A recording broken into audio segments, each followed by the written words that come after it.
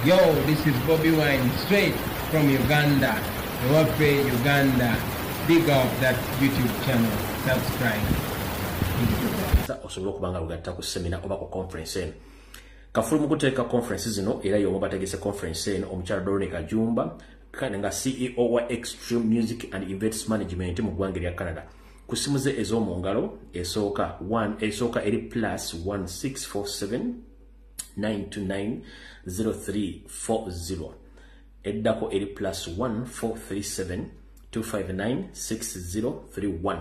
Osobola okubirako oba takutte n'omulekirako baka ku WhatsApp then ajja kudda mu kubanga ensi abantu babanoonya ssente bw'obanga omutadde ku message n'otanatagiraba toyomba kuba abasinga babeera busy nga batambudde bakola emirimu emirala nga kinyina okosijesi gye bakola. Kale iyo conference ejja kubayo mu mwezi ogw'olubereberye omwaka ogujja 2025 osobola omukoonako nobanga osobola okuba nti ofuna omukisa okubeera mu conference eyo oba seminar. Alright. Kana akalango kankyukakyuka kagenda eri mwena bannayuganda bawangalya mu ggwanga lya Bungereza n'obwakabaka bwa Bungereza muno bwegattira wamu. Kasoma bwe kati. Kagamba the Noop UK chapter invites you to the President's London tour of duty 2024. The struggle for democracy in Uganda. Come and be part of the journey to freedom. Ejja kubayo ku Friday ng'ennaku z'omwezi 20 September 2024 gwe mwezi ogutandika okwosenca ng'etandika ssaawa 10 ez'akawungeezi n'ekuumikiriza ssaawa 6 ez'ekiro. Ensonga 2 enkulu ennyo oba 3 enkulu ennyo mu kalango kano ze zino wano wammanga. Bakutegeeza this event is open to members of the public on the first come first serve basis. Please call any of those numbers below to register your attendance. Ensonga enkulu esooka. Ensonga enkulu eyokubiri egamba please note that the UK Noop chapter appeals for your generous donation towards the cost of this event. Bakugamba nti bakwegayiridde nnyo n'owekisa gwagala enkyukakyuka nti okutambula kwa president kuno oba emirimu gy'agenda okukola eyo mwenna banaagenda ogyetabamu musabibwa okuba nti mubaako kye musiteeka mu nsawo egenda okuyimiriza omukolo guno olw'ensonga ebifo ewategekebwa emikolo gino namwe mulimu ddasi bamanyisi byabwerere n'ebintu ebigenderako. Kale gwe wenna ayagala okuwaayo akasente ak'okuba nti kayamba ku mukolo guno okubeerawo bakugambye nti ojja tuuka okozese endagiro eno wansi osobole okuba nga otuusaayo akasente akakatono konna koba osobodde. Endagiro esoma bw'eti all donations to People Power UK Barclays Business nga eri SC 2090/74 kwa account number eno. Account number eri 13970825 ojja kubanga obalaga receipt oba reference number koba oweredde obakabu obokoyama okuba nti obeerawo ku mukolo ogwo n'okuba nti okusosekozeki osobola okuba nga oteekayo obwoyamu bwo obutambuza omukolo ogwo. Omukolo guno gujja kubeera mu gye bayise St John's Hyde Park Crescent London oba St John's Hyde Park Crescent London ku W2 ebisinga byonna bakugambye ku namba z'essimu ze mbasomera buli lunaku mujja zikubako. Bagambye tosubwa olw'eggulo nga omusomo guno guwedde olw'okwogera kwa pulezidenti ejja kubeerayo ate okunyenya ku galiba enjole n'omukulembeze ate munyumyemu ku mboozi esukka ku seminar oba ku work days as a president. Keeko akalango kati njala tugende butereevu ku kiki ekyatuleese. Njagala mutagingire Pastor Bujingo wano. Njala mutagire Pastor Bujingo ne group ye gy'akozesa. Omuli omukyala gwe bayita Nakanguubi n'omuvuka gwe bayita Dr. Tyamale babere ku video na message njagala obawa gitegere bulungi nnyo. Tuleke tugende mu maaso. Mushalige video tugende mu maaso. Kati kyenjagala tusookereko olwaleero. Njagala buli omu okwata olupapula luno kkalaamu mbeeko kye mbayisaamu wano mu kitegeere nga tegenda kubaayo muntu agenda kukubuzaabuza. Njagala okwata olupapula lw'ekkalaamu owulire ekintu kino okikuguke bulungi okitegeere. 1. Ebigambo bingi ebitambula era ebiri mu kubuzaabuza abantu ku nsonga lwaki olutuula lwa Parliament lwagenze mu mambuka ga Uganda na biki bye bali mu kukolerayo. Okusookera ddala njala sooka obebaza bannayuganda mwenna naddala abakiise mu parliament batasobodde gende bali ddala obutonda musimbi gwa muwa musolo njera bategeeza nti ekintu kino kimulaba essaawa zino nabagamba kirimu ebintu bingi ate kirimu n'okukuba campaign ez'enekusifuze mutamanye njera muntagira wano kiri wakiwanuka ne Karugire abo nabo beetaako video eno kuba kati video mu butongole etandise era ntandise bwente. Alright, abasajja bano bakola ebintu nga byakiyayi tebabiteesezaako ne sente baali oba sente bazijja luddawa okutwala parliament mu mambuka ga Uganda nga balina ekigendera kyabwe ku bigendo bengendo basomesa naye mugenda kutya era njala mumpulirize bulungi njala mugende bulungi ensonga zino muziwulirize.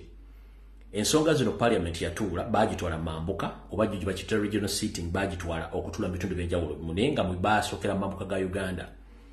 Basokera mambuka ga Uganda bayina okuba nti amateeka matufu gasoma nti bambe ba parliament bali mu region bayina okukutuula bokka aba regioniza nabo ne balinda lutu yaabwe ne basula parliament yono gitwalayo nga bayina ebigendera byabwe. Ekyokubiri bye boogera tebikwatagana ne bye boli mu kukola essaawa tebikwatagana ne bibasuubiza kukola bakola birala ekyo nakyo mu kiteeke mu bwongo. Ekirala ebikolebwa abantu abaliyo byanjawulo nnyo ku bintu ebyakola ki ku bintu ebyabatwala. Kati kasooke mbanyonyola ekigambo kino muliko mukitegere bulungi nnyo kubanga abasinga obungi mwezi okuba mwakinyonyose temwakinyonyose bulungi. Ekisookera njera wandika wansi ekigambo kye bayita ekibiina ky'ebyobufuzi mu luzungu kye bayita political party. Ekibiina ky'ebyobufuzi mu luzungu bakiyita political party. Kati bwe ekibiina ky'obufuzi baba bakiyita political party mu luzungu bwe biba ebingi babiyita multi political party system. Multi political party system ebiina nga bisukka mu kimu. Ekibitumisa multi kubanga biba bisusse mu kimu ebiina ebyegattira byetaba mu kulonda mu kukyusa obukulembeze kyekigambo kye bayita a multi party political system. Naye nga nsoose kunyonya ekibiina ky'obufuzi bayita political party oba ekibiina kyo by'obufuzi oza mutegedde bulungi ekintu ekyo. Kati ekibiina bwe kiba nga kimu kye bayita political party bwe biba nga bingi nga byegasse mu kwetaba mu by'obufuzi by'okukyusa eggwanga oba okutwala obukulembeze tuba tukiyita a multi political party system. Bwe ba multi political system ebyobufuzi ebibiina by'obufuzi kati jala mumpulirize bulungi nnyo kubanga abasajja bannabyabufuzi abamu balina PhD abalina balina masters abalala balina doctorates abalala balina degrees abalala balina senior 6 certificate abalala balina diploma abalala balina certificate which is okay. Naye tebava banyonyola nsonga zino zitegeera nga bwe tuzibanyonyola. Ekisookera ddala tebakulya ssente nakino wano wali okulya n'okukombesa tebakulya ssente. Njagala mugende ku mutimbagano munyonyola abantu bano ebintu bino tebakulya ssente. Teriyo kibiina kya byabufuzi kye bayita nti kya opposition tekiriyo. Nkiddamu teri kibiina kya byabufuzi kye bayita kya opposition tekiriyo. No. Lwaki? Ebibiina byonna eby'obufuzi biteekebwawo nga birina okuvuganya bigende mu kalulu. Ekiwangula kitwala obuyinza. Bwe kitwala obuyinza bino ebisigadde biba bina okutukola bino ebisigadde bibitandika okutereeza gavumenti etutta obuyinza ebikyamu byekola n'okuginenya ebikyamu byekola. Kye kibafuula opposition. Ne teriyo kibiina ky'abafuzi kye bawandiika nga bakiyita opposition party. No. Oba munfunye bulungi nnyo. Mu nsi yonna teriyo kibiina kye bayita opposition tekiriyo. Ebibiina by'obufuzi byonna bijja okubeera mu ggwanga bwe biri nga mu Uganda byonna biba byagala bukulembeze biba byagala kutwala buyinza. Wabula okulonda bwe kutuuka ekibiina ekisinze kye kitwala obukulembeze. Kati ebiba bisigadde ne bisigala nga birindira okulonda okujja byongeremu amaanyi biryoke bitwala obuyinza. Buli kibiina kitondebwawo nga kirina kutwala buyinza so si kubeera mu ludda luvuganya. Am I right? buli kibiina kya byabufuzi kyonna kitondebwawo nga kirina kulwana kutwala buyinza so si kubeera mu opposition kubanga tewaliwo gye bayita opposition party oba opposition political party teriiwo. Efuuka opposition political party oba efuuka opposition nga waliwo ekibiina ekimu ku byo ekiwangudde obuyinza ne kibutwala. Kati mwabasigadde ne musigala nga muyina kuba nti mutudde mu parliament okutandika okutereza gavumenti n'okwogera ku bizibu ku bikyambi byekola kyekibafuula opposition nga mulindirira okulonda okujja mwesimbewo mujjewo ekibiina ekiba kyatutta obuyinza. Munfuna bulungi nnyo. Yes, kati ndoza munfunye bulungi mutegedde bulungi nnyo. Tebayo mu siru n'omwaka olimba mukitegedde bulungi. Kati wano wali okulera okukomba essowaani.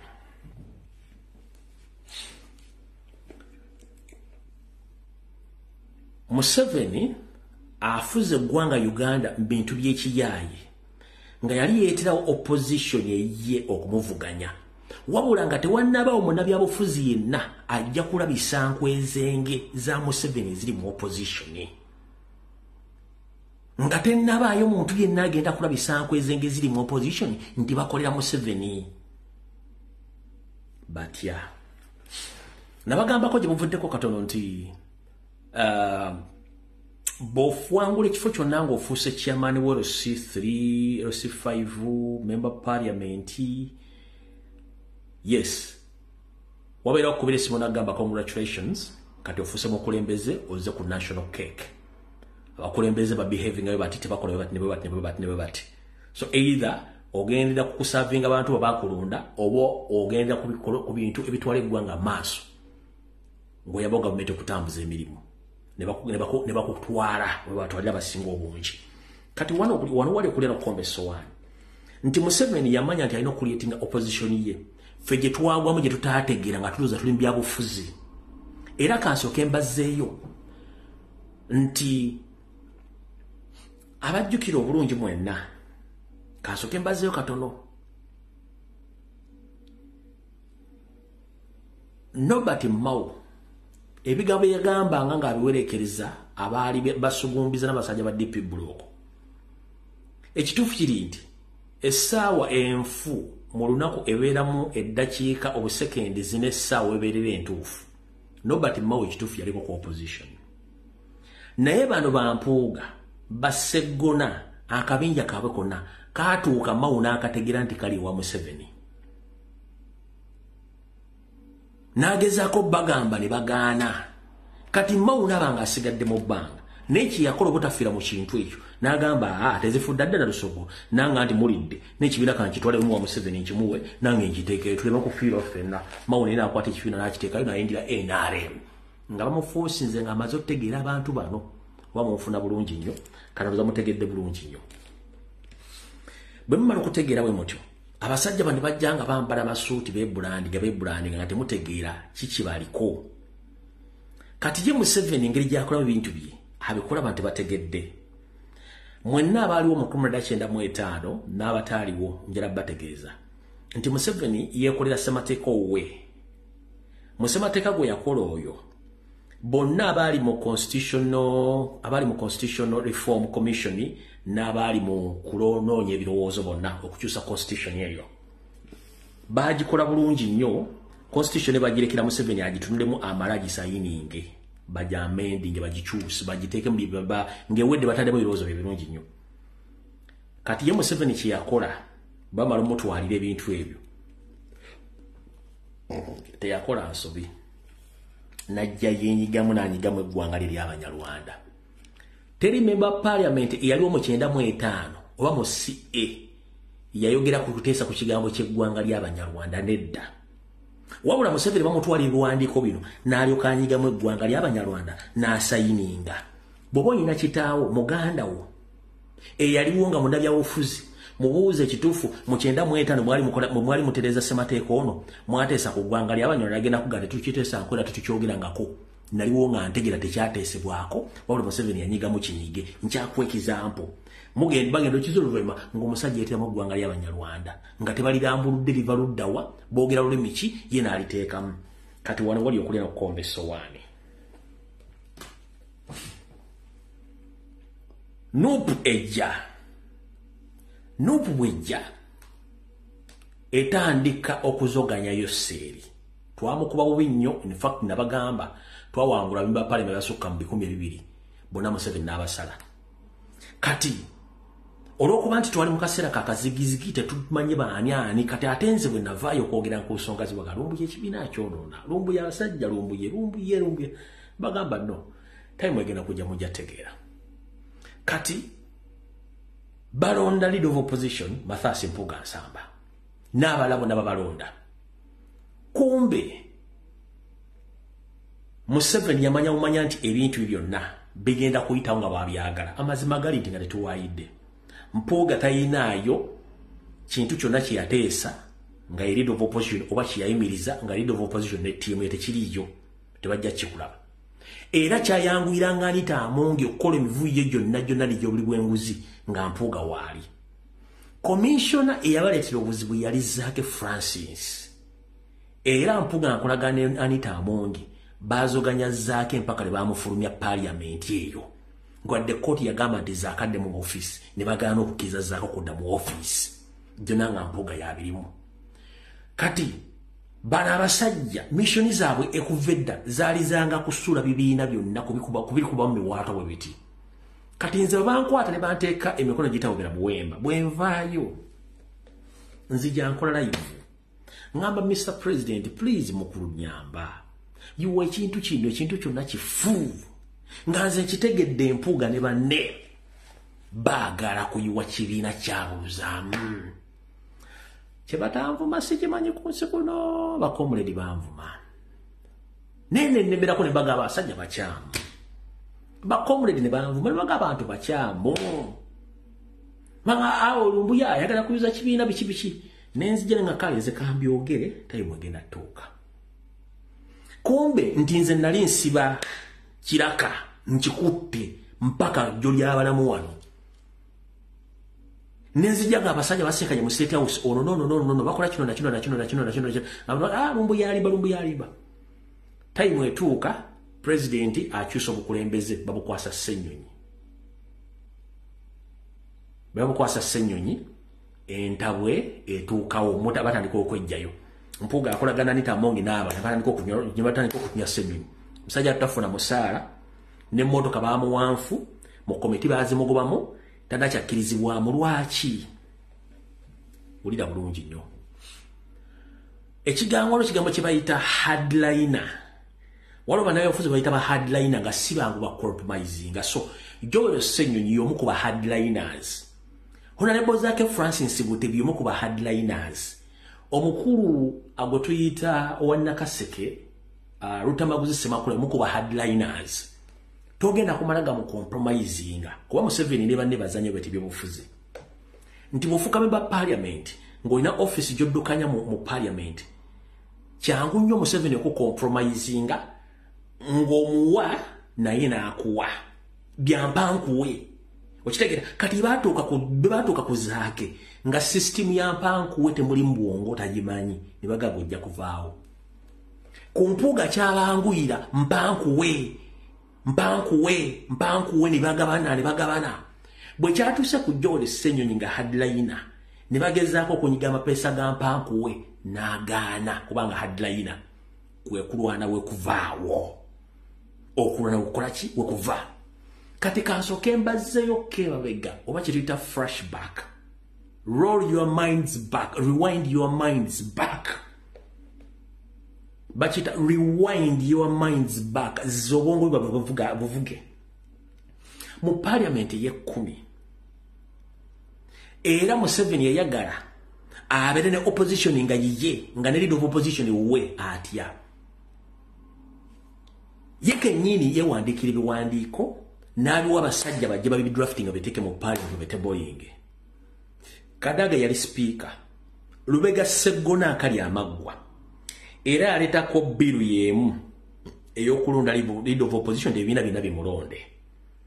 Ngate constitution yesoma kirala nti ekibiina kiba kiresa abantu abangi ekididde ku ba parliament abangi ekibadde ekyokulema okulonda kyekironda leader of opposition. Kati bo era ne baagala baleete etteeka nga Museveni abawadde mandate bakikole. Kadaga n'akigaana. Era zaako obwongo bwe mabega.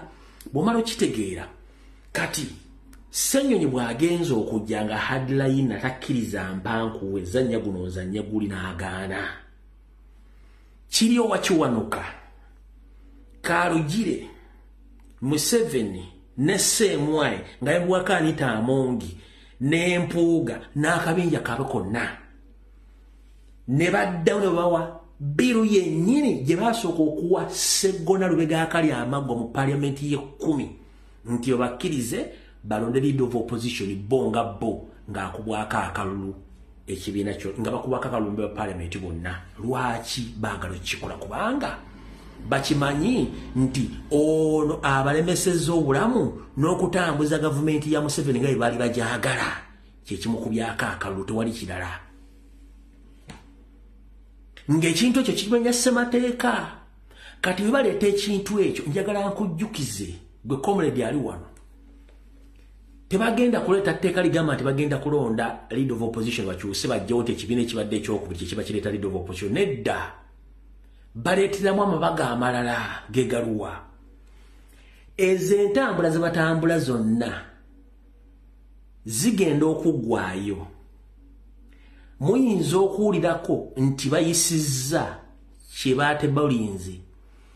Naye wansi ku bintu bye baate bulinzi ng'akawaayiro akalonda pulezidenti bakajjeemu nga bambe ba parliament bayinza omulonda.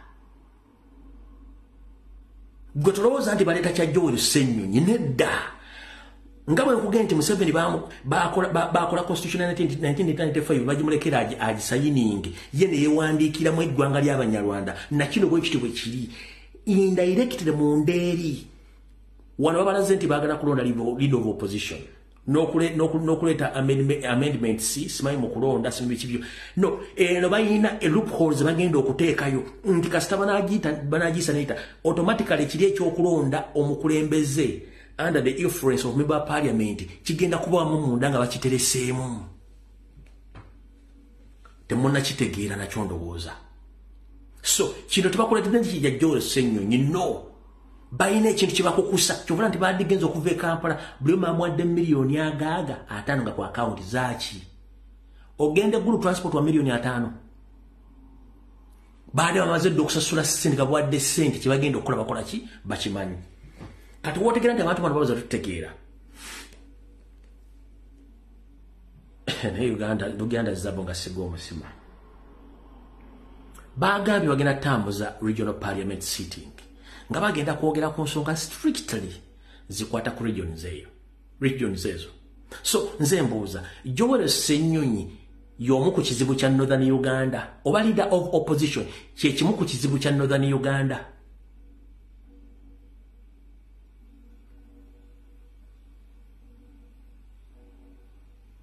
Joel Ssenyonyi leader of opposition kye kimu ku kizibu kya bana Uganda?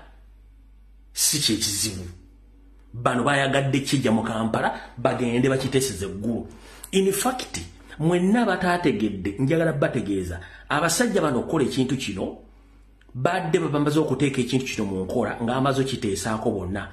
Era omukyalo ono Kasubeza ng'ekyenyi ky'embuzi yabadde amaze osinkana mukama waabwe afuga gavumenti ya Uganda General Salim Saleh ng'era bamaze okuyisa ddiru zaabwe nti bagenda kuyisa ebintu bino wuuno.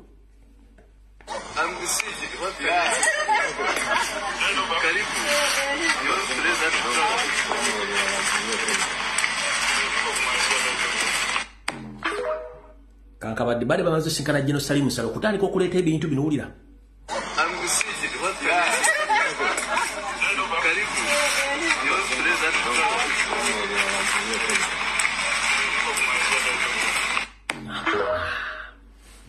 Bade bamaze omumusinkana ngera ekyokukola bakimanyi ono efute muyinza okubanga ebifaananyi bino eyakikubye ndoza tebabitereeza bulungi ng'amaze omumusinkana wuuno wano Kisawuvuga basinkanye Kisawuvuga wuuyo awo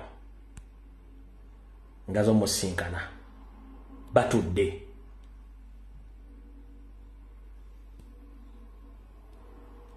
Baabo nga batudde okitegera kati nga batudde okuleeta ebintu byawe bino kati kino kikuzza luddawa ng'oyagala otegere nti ensi eno mbi era lwaki abantu abamu tebafa njagala owuliriza omuntu ono gwe bayita okusookera ddala bu vidiyo mwabulabe bonna ne bwe siwaddiramu kubanga obudde tulina butono mwabulabe bonna bu vidiyo bwatambudde ono nno ye mwami lumu eyaleese propose eno ono ye lumu in electing a leader of the opposition in parliament and chief opposition whip as representative of all members of opposition in parliament.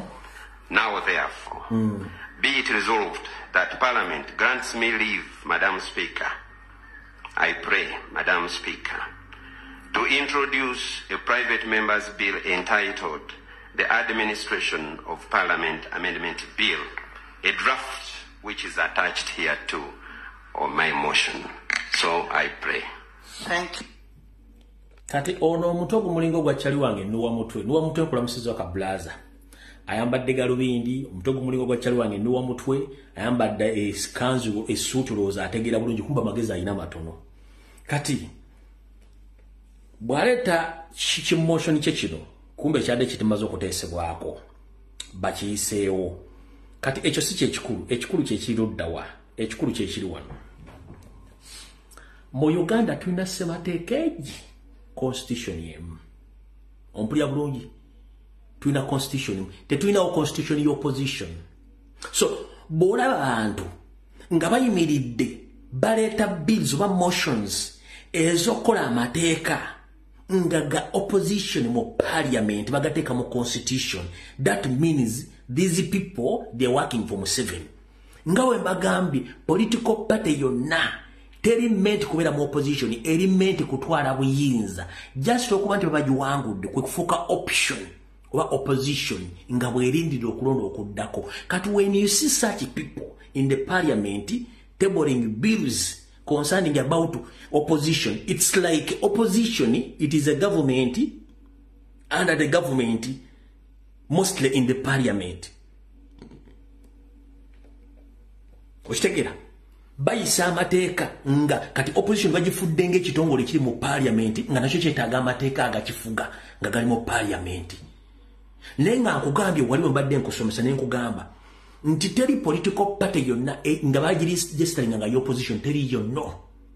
Zonna political party ziri meant kwesimbawo kutwala buyinza. Wabula ekimu ekiba kiwangudde kyekitwala obuyinza ebisigadde ne birinda okulonda okujja kati wano abasigadde nga bawanguddwa we bafuukira ab'oludda oluwabula gavumenti oluwabula okitegera oluwabula gavumenti kati bano tebakyali ludda luwabula gavumenti they are creating their own government in the parliament in the disguise of calling it opposition. No, they are creating their own parliament, their own government.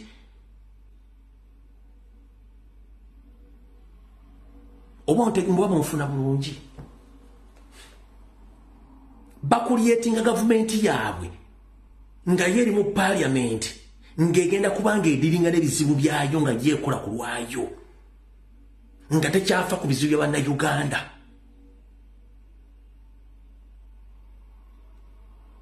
Opulidde bulungi nnyo. So ndoza mukitegedde bulungi nnyo. So the opposition bagala full monopoly and authority in the parliament under their rule nga bayina kabulanchi kaabwe nga kali mu parliament kalina amateeka agakafuga era kakusobola okukola decision yonna against their opponents abajja nti bavuganya opposition.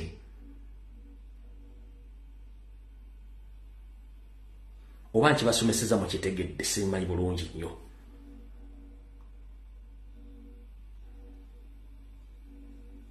So mu bufunze baba parliament abagandi bali ku ludda oluvuganya bakulyetinga kye tuyita parallel government mu parliament nga yaabwe ekule n'amateeka agaabwe bonga aba opposition. Nenga amateeka bandi badde bagakola nga balindirira kulonda kujjawo government eri mbuyinza batwala obuyinza kati bano mateeka gwa creating ne baleeta bye baagala bawa amaanyi nga basobola okulonda sijjana bamalira budde ekyo mukitegedde bulungi nnyo kandi zo mukitegedde abantu betuliringa nabo we bagambira nti abasajja abo tetulinayo muntu n'omu ategeera bonna bafu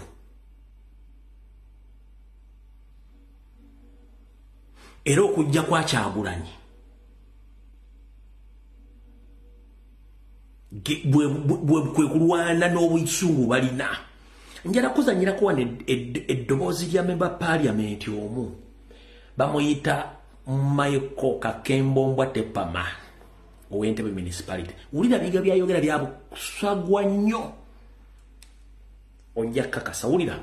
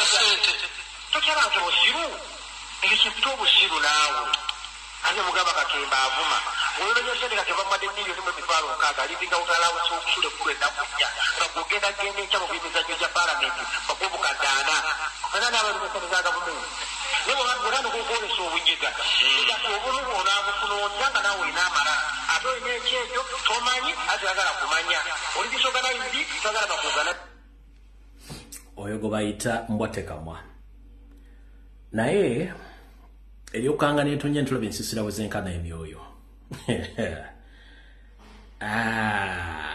musajja mukulu oduula naye mbwatekamwa ebizibu tebisanga njumbi naye ndaba ng'ebizibu bye yabyambadde kino njala kigamba Nuupu yakuleeta mu ntebe awo era abawagizi ba Nuupu mu diaspora baasona ne ssente ze z'andaweya n'eza socks n'ez'ebipande CDP buloko si mpuuga abannankyukakyuka mu diaspora be baasonda ssente zo ez'akuwandiisa ez'akugulira socks amasuuti buli kimu n'ez'akuba campaign ssente zaali zaabwe kati bw'otandika okwogera bw'otyo neewuunya naye anyways nze sewuunya kuba mbadde mbamanyi abantu bamanyi baali babaluddemu nga tebabategeera nze nabali nabategeera dda nga temulina mulamwa ekyo si kyekikulu ekikulu kiri nti mutegeera abantu bamudiringa nabo nti bano balina kye babala ekirala kati awo tuvuddewo tugenda ku nsonga endala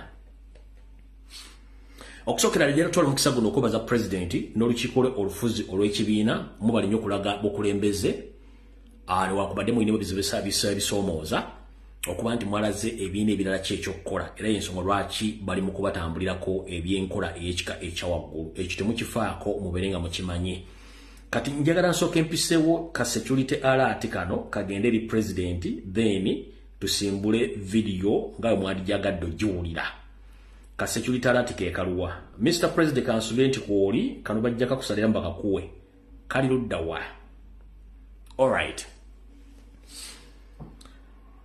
nkulamusiza nnyo Mr. President kansule nti oli bulungi nga bwe nagamba nti musajja wattu otuule waka n'olabirira abaana bo n'olowooza ku nsonga z'eggwanga n'abantu abakulumya emitwe bewawa kaadi ng'olowooza baali bategeera kumbi baali bategeera ku Mande ng'ennaku esigadde omukaaga mu wiiki tebategeererako ddala we twogerera essaawa zino abasajja bo bennyini beetaba mu miitingi ezaagala okukusaanyaawo era ne nkugamba nti Yoseeri mu ssaawa 24 z'abeera ng'atudde obanga bateesa essaa 10 bazimala kuggwa okutta nga bakoze ekitongole kya CMI ekya ISO n'ekya crime prevent maybe because bitya directorate ekya oyo musajja Christopher Damuli omusajja omutemu kati mbadde nzize nkutegeeze enzita gye baagala okuttamu ne baalina enzita gye baagala okuttamu n'okukulumya ngeri sophisticated ekigambo sophisticated mukimanyi bulungi nnyo nga enzita eyo tesobola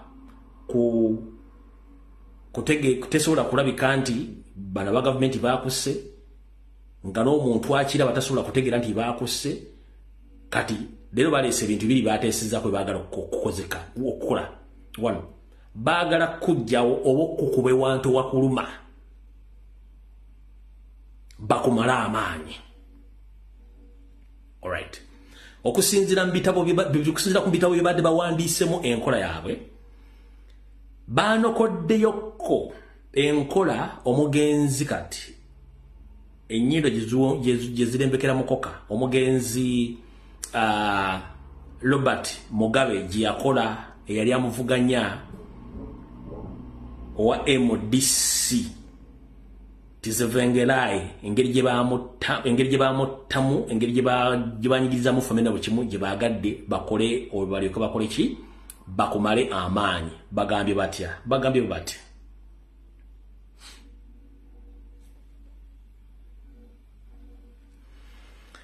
omusajja Mogani Chevengelai ye musajja wa amaanyi era ng'asuza Mugabe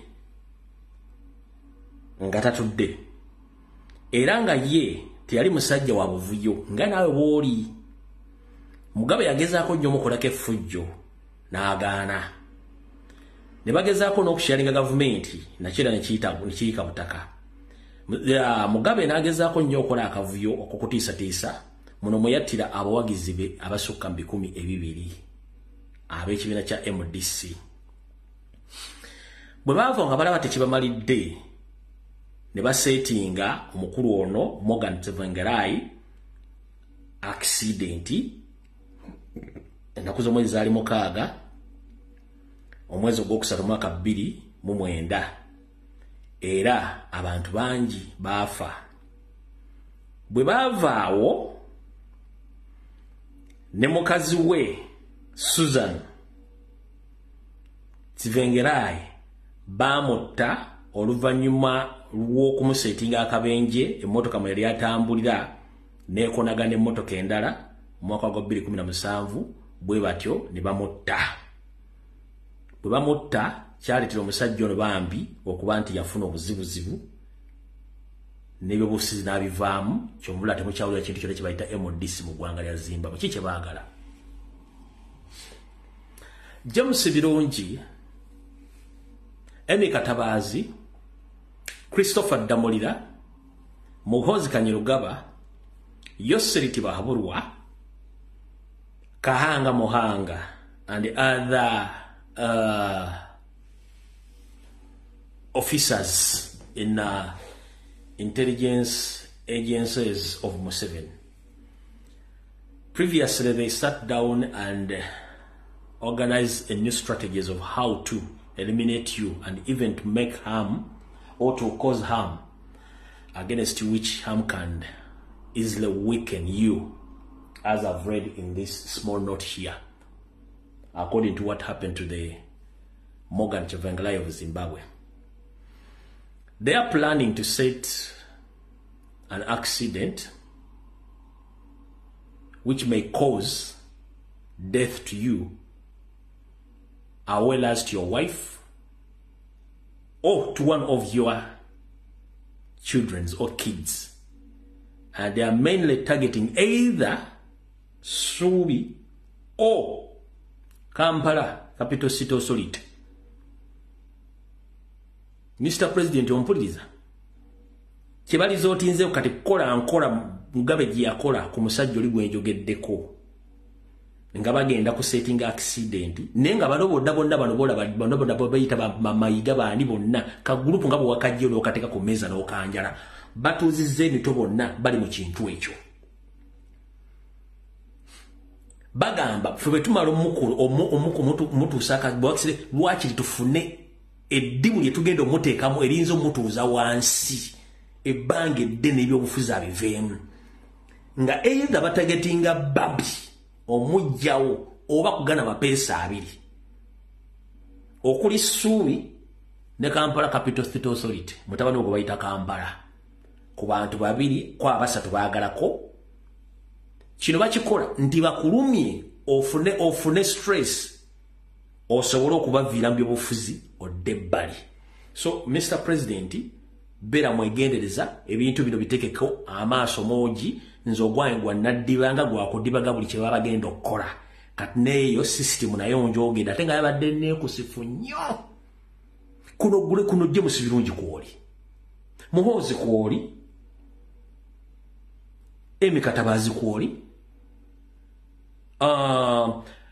Christopher Damolira kwoli Museveni kwoli buli mukwe muri kati muri codinga video zino ne muziteka makayivuza mwe for further reference. Kino kyogedde olwalyo ye system gye badde mwagala okusembyayo muno nyabute muna ne kati kansoke mbabuli ku Kyagulanyi gwe mmanyi.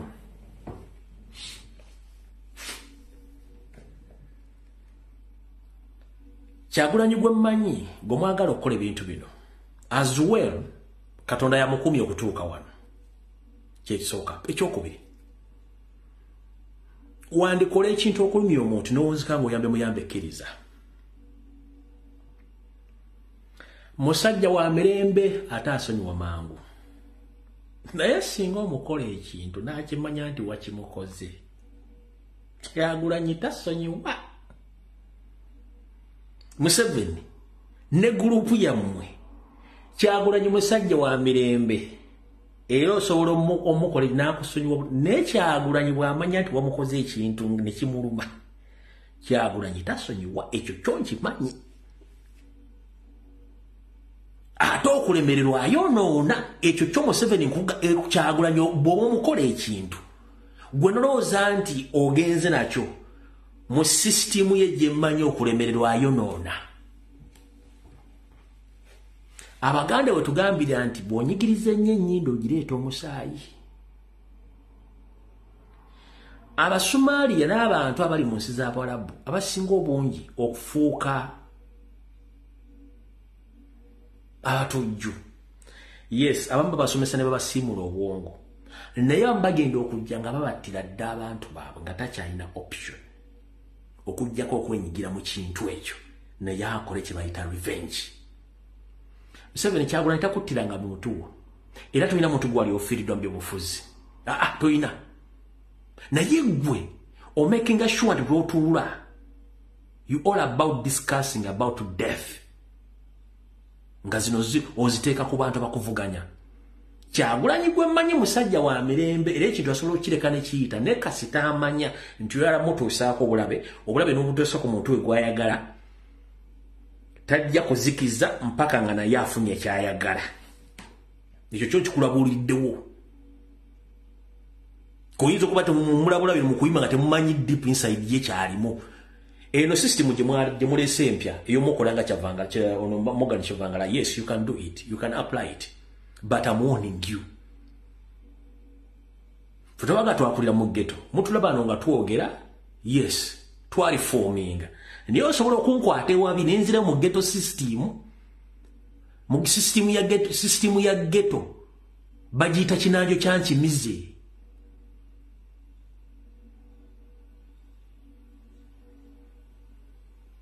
System ya ghetto bagiyita kinanjo kyankimize. Kati bomona agenda mu maaso nga mukola ebikolobero ku bantu mujja kunyiga eppeesa ekyamu nze mbabuulira.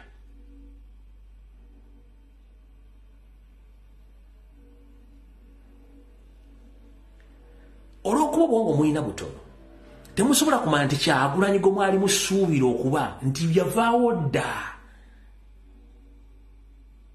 Yavaawo musuubira nti si mwangu wakutta ne bw'otuusa ku muntu w'ekizibu ensi ekitegera nti gwe wakikoze. Kati obuzibu obuli buno wano bw'obuti bwe mutuula ku mmeeza yammwe mwena mugatta emitwe gyammwe nga tegisobola kukola dda omutwe ogumu. Mutuula abantu nga 10 ne muteesa okukola ekintu naye ng'emitwe gyammwe temuli mutwe gusobola bbaga nti kino kitukola kati kyavaawo tukisuubira tukireke. That's the big problem you have. Ate nga Museveni gwe enemy wa family kubanga amanya go gwe tibahabulwa ekivunwa ntewabulwa. Ennyanja olwedde ogiraba eriko amayengo g'okwata kaato ataaka ebbumba okateeka mu mazzi oyagala kusaabala. Kitegeeza teweetegereza wajolaga. Kino nkikubuulira nkugambye Kyagulanyi temumanyi bulungi nnyo fa bamumanyiko ababe babadde naye n'okumusomako tumumanyi.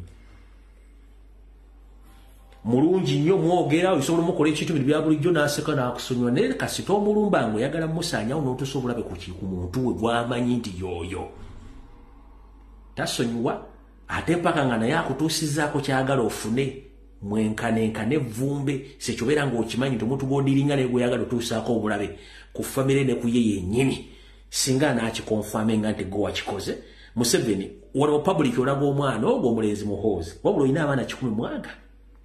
And we can allocate some of them where they are right now. We can allocate them. Azul ne Salimu Sale. Namwe mwenna bakaba ba James Birungi bani. We can allocate your families. Utumanje zili.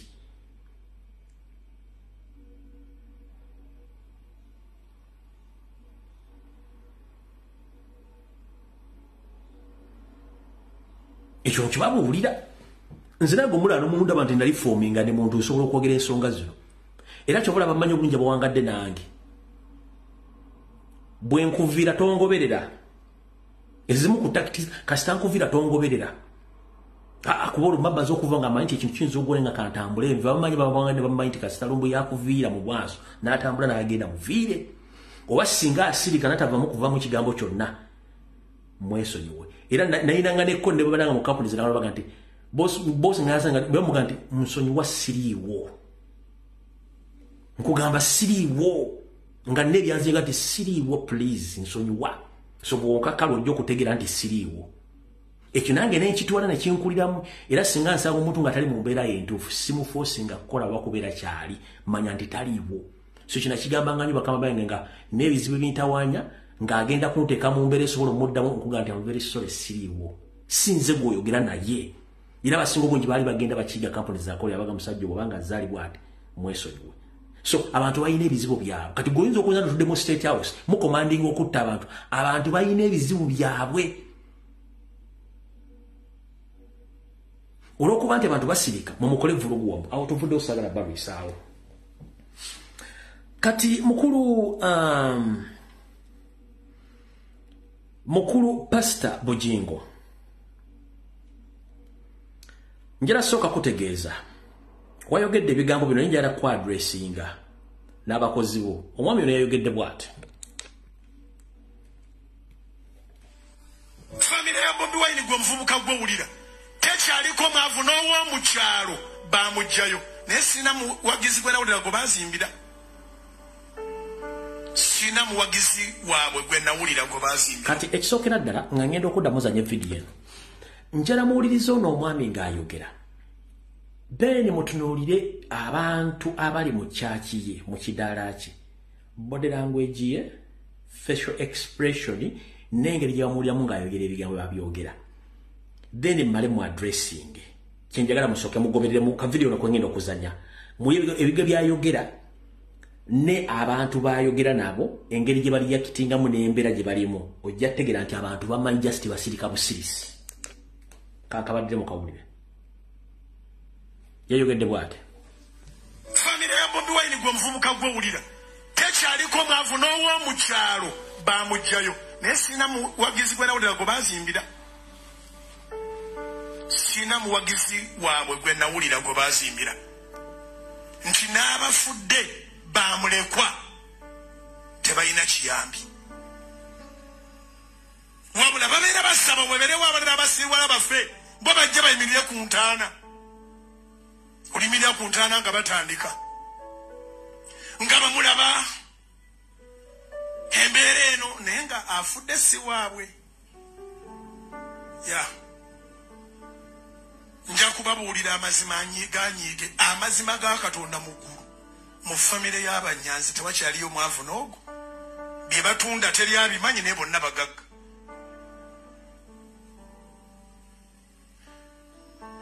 Bonna abaali batakoze embaga baazikola gw'olina omuwala wabbana mubbe omuzaddemu akaana osiiba ku kkubo ng'oyasama. People power, people power.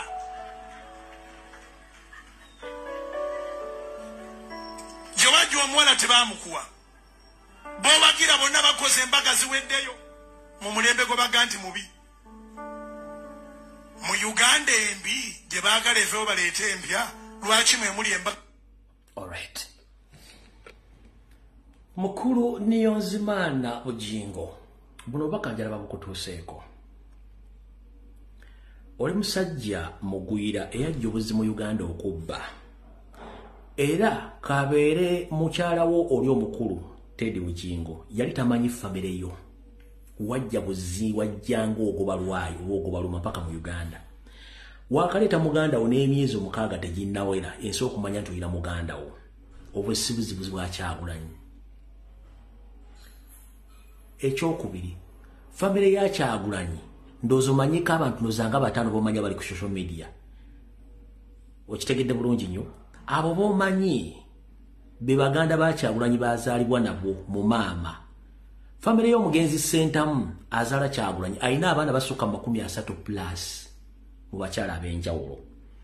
Kati gwe bw'oveera noyogera ku bantu baganda ba Kyagulanyi tobamanyi olw'ensonga Nuupu ng'ekibiina kyakabeera emyaka 3.5. Kyagulanyi ebintu bye badde nayo emyaka kati gigenda mu 25 ng'ali nabyo. Nuupu yaliyo no. Edi yawe abadde n'ebyobugagga bwe okumala emyaka 3+. Nuupu yaliwo no. Nkunyonnyola gwe bw'omanyiko bw'oyinza okuba ng'otegeera.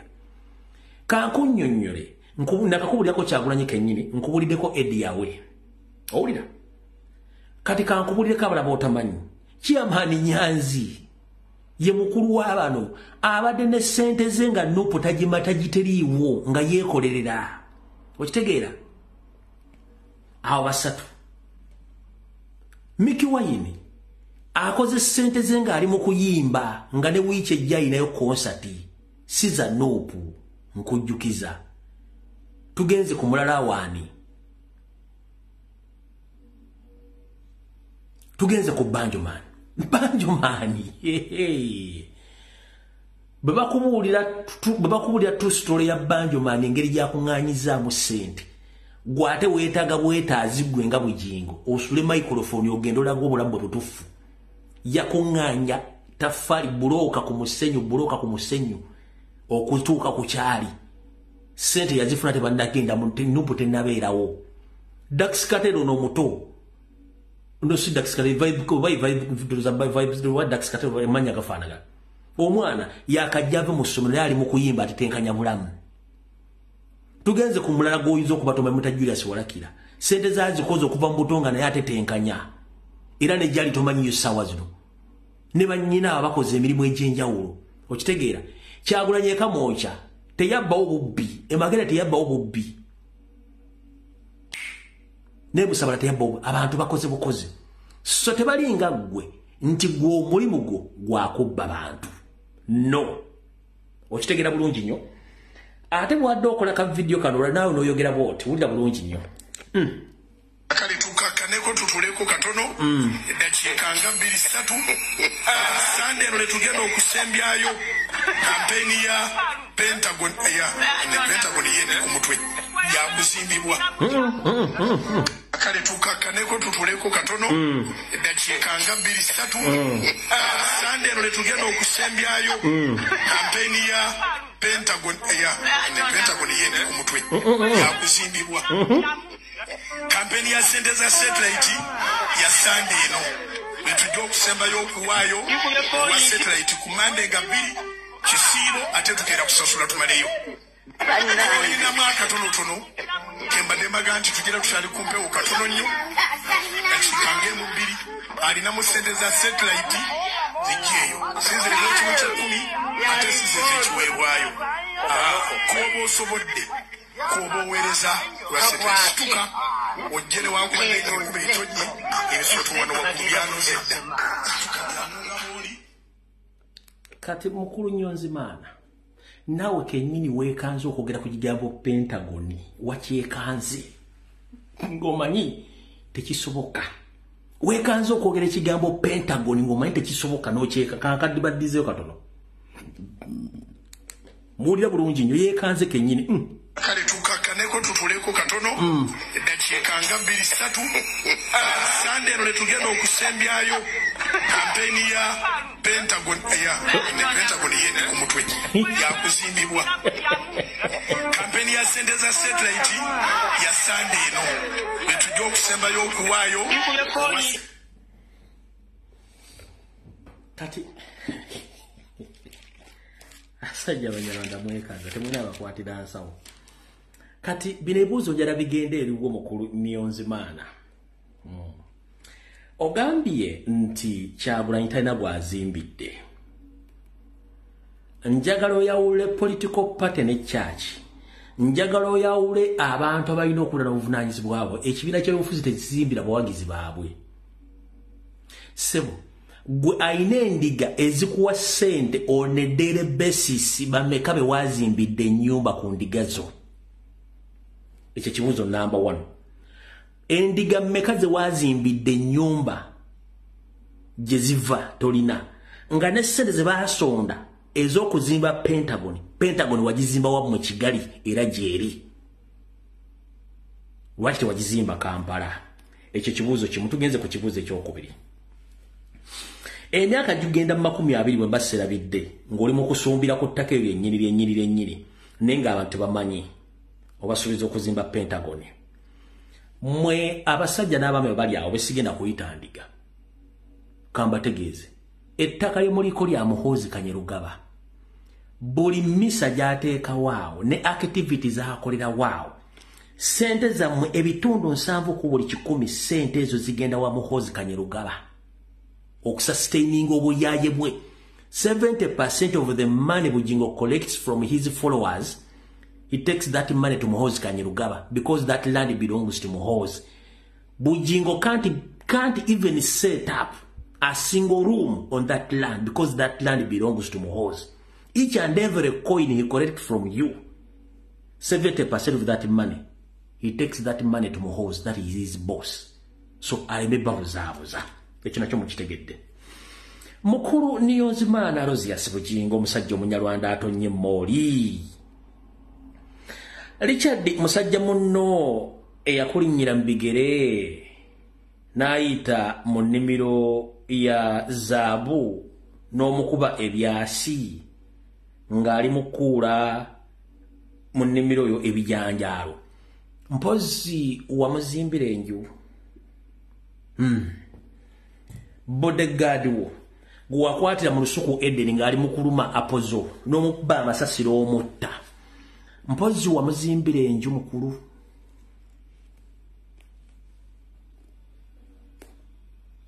Niyonzimana omugenzi Richard gwakwatira mu nnimiro ya Eden ng'ali apozo ezani makula wamuzimbira enju. Yakula ebijanjaalo byo ebya Nambaale n'abirya n'agenda nabyo bwategeera ng'omusajja wasanga ebijanja bitokota n'omukuba amasasi n'omutta wamuzimbira ennyumba.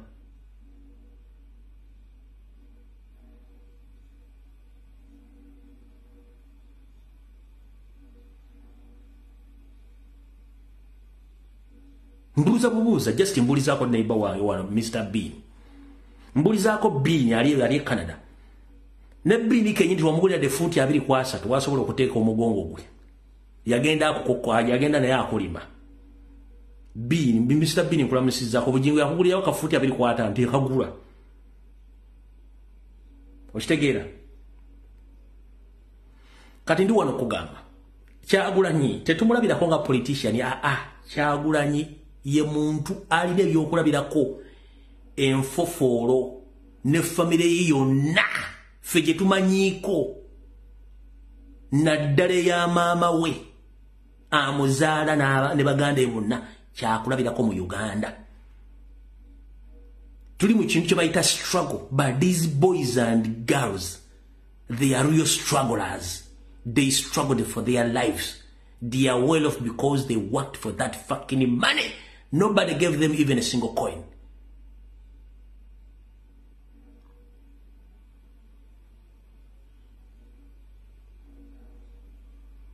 Ompulidde bulungi mukulu. Famire ya Kyagulanyi naddala ku ludda lwa nnyina amuzaala ne baganda bowulya bw'osomako bonna beba true definition of strugglers. They struggled for their fucking money and to be where they are right now. Tovanga yo kuyimirira mu kapaleko akabbe ettaka lya Buganda ne ssente z'Abannayuganda zitwala e Rwanda okuddamu okumentioninga erinnya Kyagulanyi ne famire gy'omanyiko entono ne bannyina baazalibwa nabo mu maama we olole Irene Kayemba n'abalala kubanga ati wano ndikula bisobola kulikolinga mannya gonna baana bawala ne baana balenzi bakoze ssente zaabwe. Abalala bali abalala baganda ba Kyagulanyi nabo bakola bakozi balina ssente zaabwe. Era nfundikira nkugamba Nuupu yakabala emyaka 3 n'ekitundu. Nuupu wattu eyina ekitebe kyolaba ekavula ekyo eyina ne training win ekamooca. Ompulira bulungi nnyo ku myaka 3 n'ekitundu. Kati kye yakoze na kino kiyinza okukuluma nakyo kankikulage. Kati kino kyakoze tulina regions 5 mu ggwanga, buli region yagiwadde emmotoka ya mobilization. Nakyo kikulume. Region ya Uganda at least yafuna emmotoka egenda kwelanga ekola emirimu gya people power mu kiseera. Emmotoka emagenda kola emirimu gya Buganda endala ekole ekya Eastern Region, Western Region, Northern Region full time. Era nga bwe ngambye, this is just a beginning. We shall try our best to make sure that even all other sub-regions get capacity to do this work. So, Mr. President, may you hand over the keys to these deputy secretaries for mobilization. Ekirala mukulu n'agamba ebigambo byabira birijjukirirwa nnyo. Nakugamba kijja kuba kya buswavu nnyo nga wagoba Teddy Bujingo eyakuzaalira abaana n'ogenda n'omukyala gw'otasobola kuzaala nakuga tosobola kufunisa mwakazi oyo bulubuto.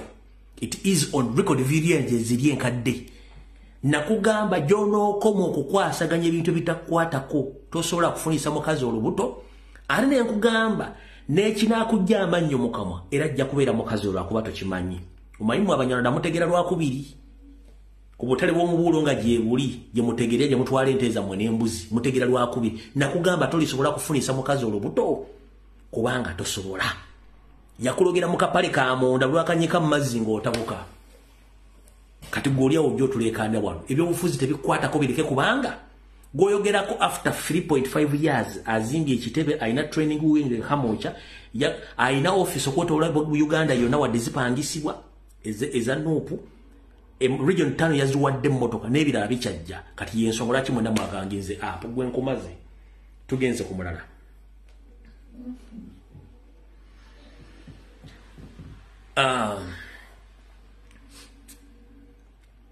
wano njagala mumpulirize bulungi nnyo njala mumpulirize bulungi nnyo banyabo ne bassebo njala bategeeza abaleeta bamanyi byabufuzi bya Museveni bwabizanya kandi bategeeze akantu kano kagenda kubeera mukazibu nnyo okutegeera ne munjala mukategeere Museveni ye muntu azanya ebyobufuzi ebyekisibira mu bbwa Museveni akuzzaako omusango ate nayagala omwetondere era akuzizzaako omusango yaba akusonyiwa yenkola ye noza mugitegedde mu nkola eyo Museveni yakwata abaana baffe bonna ab'enkyukakyuka n'abasibira mu makomera g'abamagye era gyabadde abavunaanira naye emyaka gigenda mwena ng'abaana bano babaleeta mu kkooti z'amagye nga tebalina misango wabula n'abalemezaayo kati agenza okula ku international committee nga kibalya n'ayagala atandika okugenda nga compromisinga famire zaabwe n'abaana bana abacompromisinge which omwezi oguwedde nafuna abantu nga mukanga bagamba ati maita Balaam in fact kanchi banyongere bulungi de mapuga weyabangiza abaana bonna abaabula n'abattibwa yakuŋŋaanya data yenna ey'abaana abaabula n'abali makomera ne adressi za famire zaabwe zonna n'azikwata n'azikwasa state kati Balamu kye kyamugjayo ng'ajja asugumbiza mbunze ngira kwogera Museveni ate abaana bano ne kitamukolera kati wamuwa Balamu task agende nga compromising abaana bano ng'akozesa adressi mpuga ze yawaayo Balamu abadde atambula mu famire z'abaana bano ng'ayogera n'abazadde b'abaana bano ng'abawa ssente n'okubagamba nti bakkirize abaana baabwe babakkirize emisango era ssente bwe ziri ez'okubawa bave mu kintu ekyo wabula mu ku kintu kino ng'abagamba nti bakkirize emisango gye bazza gyabavunaana nti bagiza nti simanyi beekalakaasa baali batega bombi biki okuzzaawo kiri era ekyalema Ssegirinya okukola kuno Honorable Ssegirinya kwoli era isaluti wagana okukkiriza nti ebijambia nti Kyagulanyi bikutuma nga tesi yabikutuma kati nabano kye baali baagala okukola Ssegirinya n'akigaana kati bano kye baagala okukola essaawa zino kyekirwa baagala abaana bano bakkirize nti Kyagulanyi nti yebasindikanga okwekalakaasa simanyi okutega bomu okukola biki byonna bisimira n'ebintu byonna by'ekijaasi nga baagala muteeka gwa butujju okumutemako ebiwawaatiro ebyokuba nti afuna support okuva mu diaspora kasita akuteekako ekigambo nti ono akolagana ne terrorist organizations kyagala okumuteekako nange kennyini baakinteekako mu fayiro zange mwekiri kati naye kyagala omuteekako kati Balamu atambula ku adresi z'abazadde abo ng'agenda abagamba abazadde bakkiriziganye n'abaana abaana bakkirize bave mu makomera bajja bowa ssente basetolinge azilonga azi tebakkiriza emisango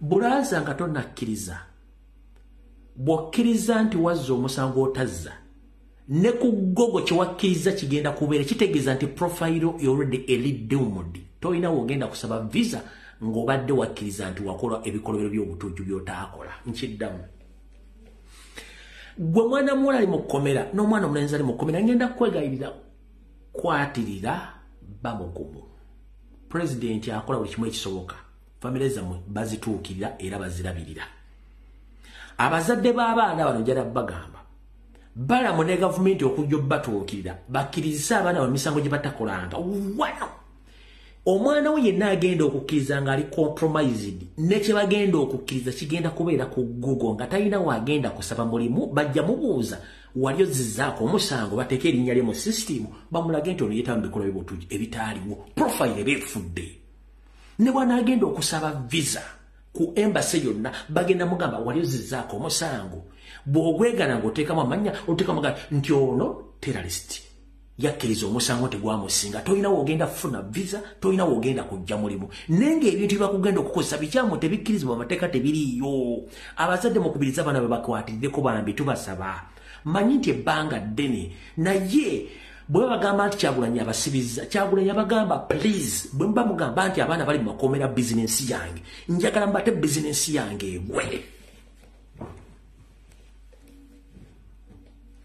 Kyagulanyi yakugamba abaana bali mu makomera muga nti nze mbasibiza nga mbafunamu ssente mubate bizinensi yange egwe nga lumujja no lwaki temutabaana mu bizinensi ya Kyagulanyi neefa Museveni lwaki tota abaana b'abandi bizinensi ya Kyagulanyi neefa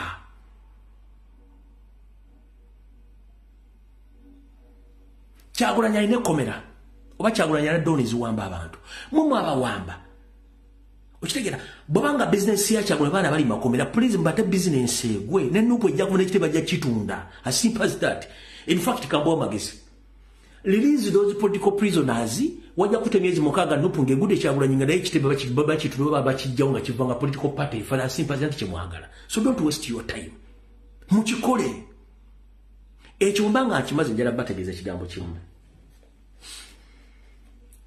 baganda afu bali mukomera manyi bano baka mujja bofuna tebakozesa nsobi waliwo voice note yafulumye n'ebintu byengendo bazanyira mulabe ebintu byengeje babizanyamu ye politics ogola bagamba nti wekitujju bano bakola kitita premeditated statements nakola statement nga alina asuula ejjinja mukasakala bekyekivaayo kuno bakozeseza fulufuuyi okukola standi zaabwe naye mu byengendo bazanyira mwengendo bagira byengendo banyumiza kati mu premeditated statement zaabwe zebakola baagala kulabisa abaana bano nti bakkiriza emisango era ne ssente bateeke ku Kyagulanyi emisango gy'obutujju kati ekizibu kikino omwezi guno nga gutandika nafuna essimu 6 jjukira baganda baffe bano babajja mu kooti batutegeeza nti lwali baganda baffe bajja mu kooti emakindi ya militale nennafunanga interview ng'eŋŋamba nti baganda baffe bano babafulumya ne batambula mu motoka balawako mu motoka ez'enjawulo nga beetoola Kampala nga they are very happy from 6 sources ng'ekkooti y'amakindi tetudde naye nga batambula mu motoka zino eza state. I'm not sure either baba twala for training, either baba twala kudiru, either baba twala kulaba family zawe. I'm not sure about that.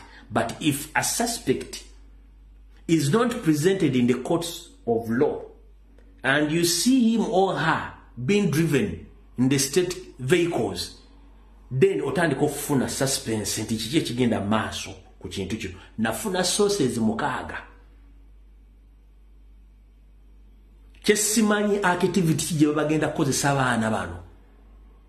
Kati bwe nawulidde voice note zengendo bazanyiriza fuyu eza fuyi ne manya nti sources ziri omukaaga zanga ngo mwezi guno gutandika wandibaawe ekintu ekikola ki ekitambula.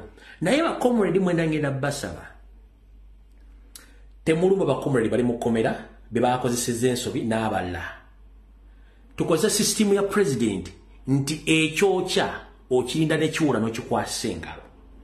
Njala baga buli kintu kyonna kigenda maaso ekikolebwa state ku baana bali mukomera president akimanyi. Nange nkimanyi n'abala bakimanyi. But it's not the right time okuvayo kwogera ku nsonga zino. Just we are doing counter-attacking the system ya Museveni. Okulaba nti tebakola nsobi oba kozesa abaana bano nsobi. Ompulidde bulungi. Ebiramujja bimanya. Neffe wano tukola kye tuyita counter measuring. We are counter measuring Museveni's blackmail and propaganda against Robert Kyagulanyi Ssentamu mu kyetukola ebisigadde byonna bijja kweyogerera nga time etuuse. Omukyalo ono yavudde n'ayogera bw'ati ali ku TV uli abo yayogedde fulufuuyi njagala mwenna muzzeeyo akatambi fulufuuyi olwatandika okujja ne system ewemula Museveni n'amutwala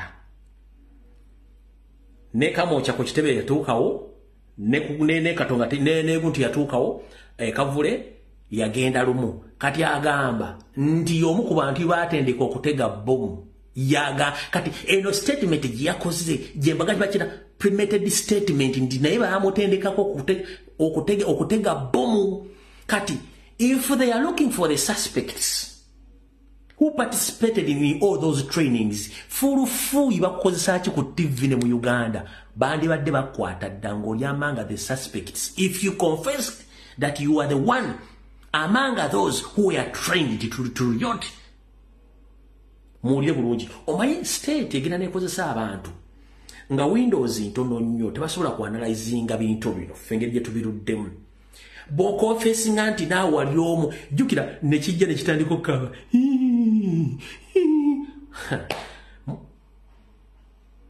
simanyi nagamba abantu abamu balina okufa n'ogamba nti basibye abaana myaka ena balina abaana baabwe simpoke eyakuwujja ekiwojjolo n'akuzalamu omwana bw'omusibire luzira emyaka wakamusibira emeka mpozi yali asaani fulufuuyi simpoke gwe wasiba nga amaze okufunisa olubuto n'oga nti akuswaza n'omusibe luzira yali akutiddani nga ne DNA reports zonna wazisirikira waganda ozijjayo njalowulize statement yono mukyala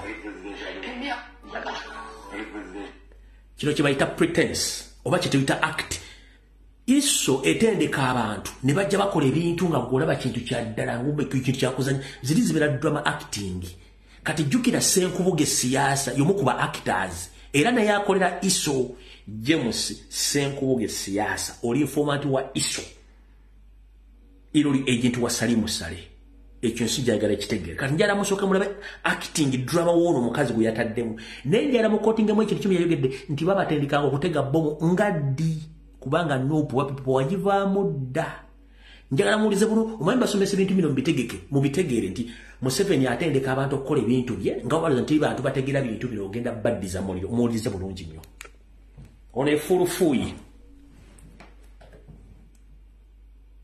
wulira bulungi nnyo emyaka ena omanyi do you know bakubira abaana bakubira esimu omanyi kye bayita emyaka ena omwana w'omuntu aliko omanyi emyaka ena ababatumanga musone bakazi bammwe abatumanga abaana b'abantu abo musula muli enkoko ne chips musula mu biduula musula mu ndongo abaana b'abantu babundire luzira abana abantu babalagiranga boche police babalagiranga boche petrol nange mwandagira ne mutukozesa bibomu ebyomusenyu n'amafuta nange mwali ngamba nembikola James birungi Emeka Tabazi Christopher Damorira arrest fulufuuyi with immediate effect and she should bring the evidence which confirms that he was trained. Who trained her? And where? Aina kubeera mukomera. Asina okuleeta obujulizi ku byayogedde bino. Kubanga this is a premeditated statement. Nga mbasomesezza ebintu by'abaana bye babatadde bali musimanyisa nyaku yesimu nga akaaba so biki. Kati ono najja nga bamutendesa akola ekintu. No unknowingly n'ayogera ekigambo kye yayogedde ono alina kubeera mu kkomera kati essaawa zino the moment you confess security eba yakutte dda nakugamba olina files 36 state ekyakusirikira 36 files ku CMI nazirina tomumanyi kankabaddizeyo mulye bulungi nnyo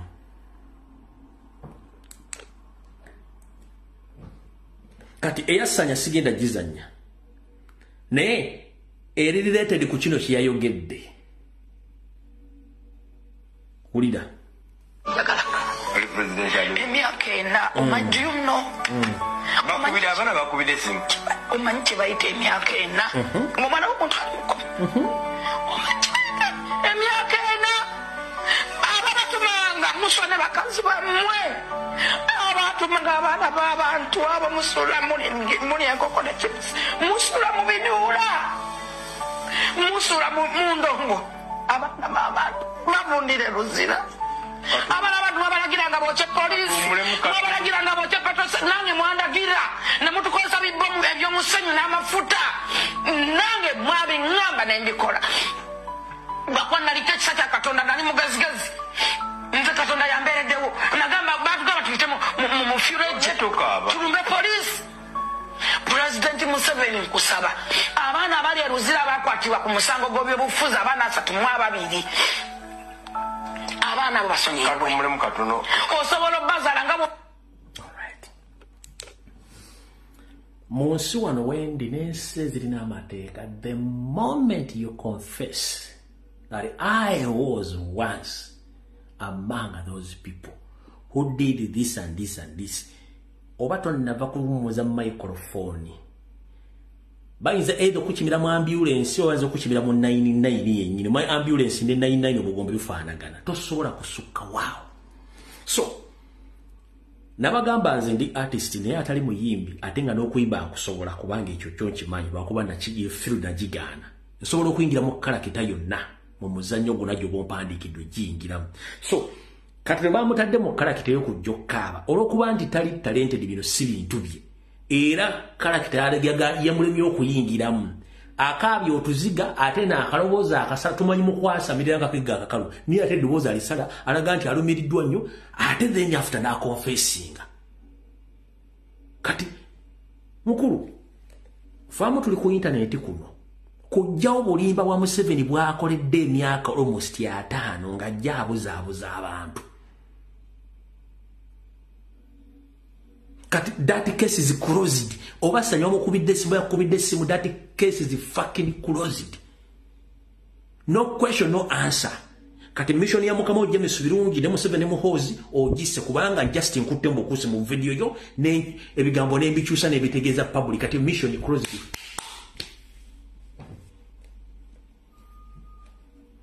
Mission eyoku abaana Museveni yabalina yabasiba so si kyagulanyo. Ngale bwakwata simpoke n'omuleepinga n'akufunisa olubuto n'asaba DNA enotazisoma n'omusiberu ziragenda n'emyaka 4 ani adimandinga simpoke right za simpoke yakufunisa olubuto nvuuka omwana omuto sufulufuyi ebiseera bisinga nga tebannakuzanyisa mizannyo gino soka webuze gwani. Era webuze abazi bakola ebintu bino byonna bamazewo bbanga ki era bali luddawa tebaliiwo kubanga tebalina kye basobodde kukola mu bulamu bwabwe. So Mr. James Birungi, the head of CMY, Emikatabaz of Internal Security Organization, Christopher Damolira of the Crime Intelligence Unit, Muhoozi Kainerugaba, the CDF, and the so-called President Joseph Tibahaburo Tabasiba. That mission of forcing all the political prisoners to confess that they committed crimes during the elections of 2021, that mission is dead at arrival. Because one of your state agents, whom you thought that he's going to be more clever to set up a fake propaganda or blackmail, in that case, she's not intelligent enough. She had missed the whole plan as you planned it. So case closed. Oba mbasibe kubanga mulino basasula mwabasibako emisango emikyamu. Ono mwasindise ddebe lya mwanya enkalu ate nga za kirerya talina kyasobola bakolera. Case closed. Lwaki mbagamba case closed ngende ku nsonga endala?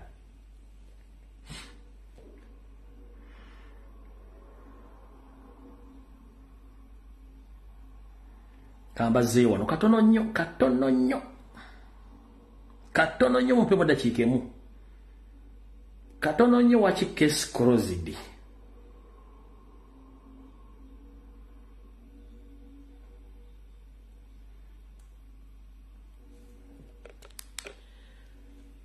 Nakano ka video kakulaga nti bano bonna bazanyisa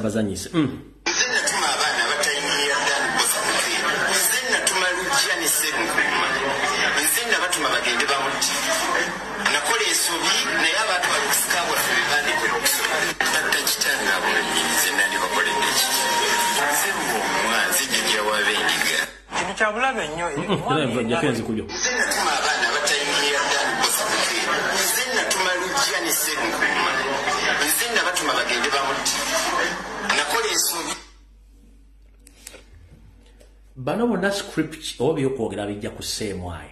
Bayitawo kantegeeze eggwanga ezo program jajjikola ku Sande. Zonna comedy ebiri mu musango gw'omugenzo mu buze jajjaffe Luwomwa.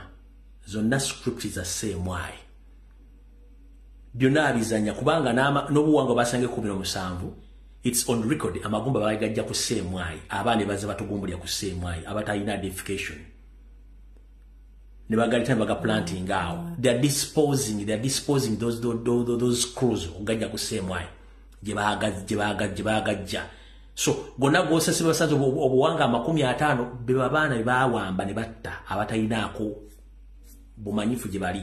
So oyo katemba wabo gotwa nze najja wano ku exposing amu 7 n'ebintu byonna ebyekiyayi. Kitegedde bulungi nnyo. So eyo program jajiba kulya ku Sande mugenda kunyumirwa. Kati awo tuvuddeyo katugende ku nsonga endala.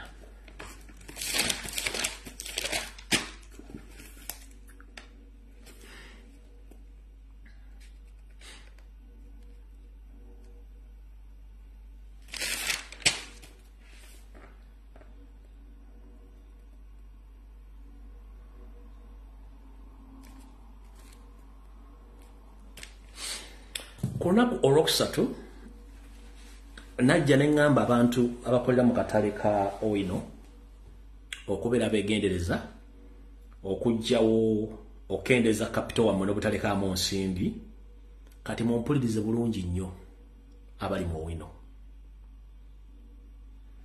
Yoseiti bahabulwa tosobola musanga watu wonna nga akola ekintu abeera mabega, tosobola mulaba wabula akozesa abantu bakozesa yena asigala emabega. Ndi wano bategeeza nti Museveni ng'ayita mu Odrek Lwabwogo ne Frank Tumwebaze be baagala okutwala akatale k'Owino naye nga mu kino baagala kugaziya shopping mall yaabwe ya Hamu ebenga emalayo Owino market yonna era bagenda kubookya oba okubakuba bomu oba siki bayinza okubakola ekintu ekira kyonna okubafulumya akatale ako kubanga ettaka balyagala. Ompulira bulungi nnyo mu kulyagala nayongedde okukola okunoonyereza n'okusindika drone zange okwetegereza ensonga eno kuba bwe nzija n'empa information ate ebeerayo abantu baga nti erindako kino kiri ABCD EFD ensonga lwaki nze seekweka nga ba TV oba wambo bali mwali mu creatinzeewo nzija n'enjogera nga ndi mulamu n'enkuwa information n'enkuulako ne reference n'obujulizi gwe n'obuuka enswa nga ngikuwadde nze seekweka kuba sina kyentya ddala afiya. Bwe nayogedde ku nsonga z'akatale ate ne zireeta information ate mbi ennyo ku katale k'Owino. One, mwenna ng'omanyi nti oyina ebintu byo mu katale k'Owino bikendeeza ebitundu 5 ku buli 10 n'ensimbi tozisuzaamu. Olwaki ettaka lino Yoseeri yali agala dda naye ng'ettaka lino Yoseeri tannafuna biryogerako nga ne State Council yennyini eri matankane ng'empale ya Museveni ng'ettaka lino egamba erina ebyapa naye nga n'ebyapa naye bituufu tekola kitemanyi we biri. Fun enough ettaka okutudde akatale k'Owino lyonna ettaka lya Buganda n'ekisaawe kye Nakivubo kye muyita Hamu mukimanyi bulungi ettaka kyali nayo lya Buganda. Naye kati Museveni bw'amala okuba nti atutte ettaka lino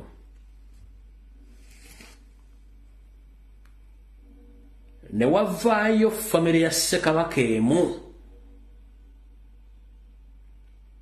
n'emugamba nti ffe bannannyini ttaka lino era n'ebiryogerako tulirina.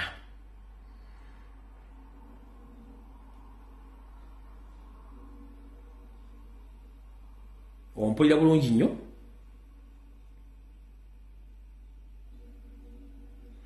Drone zange zasobodde okuntegeezaako nti waliwo omwami omu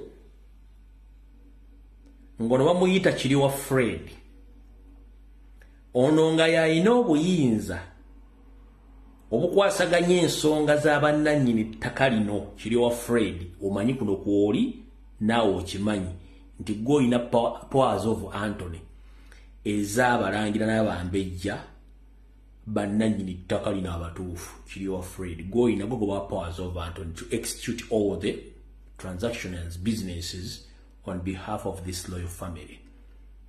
Ompulira bulungi nnyo mukulu Kiriwa Fred.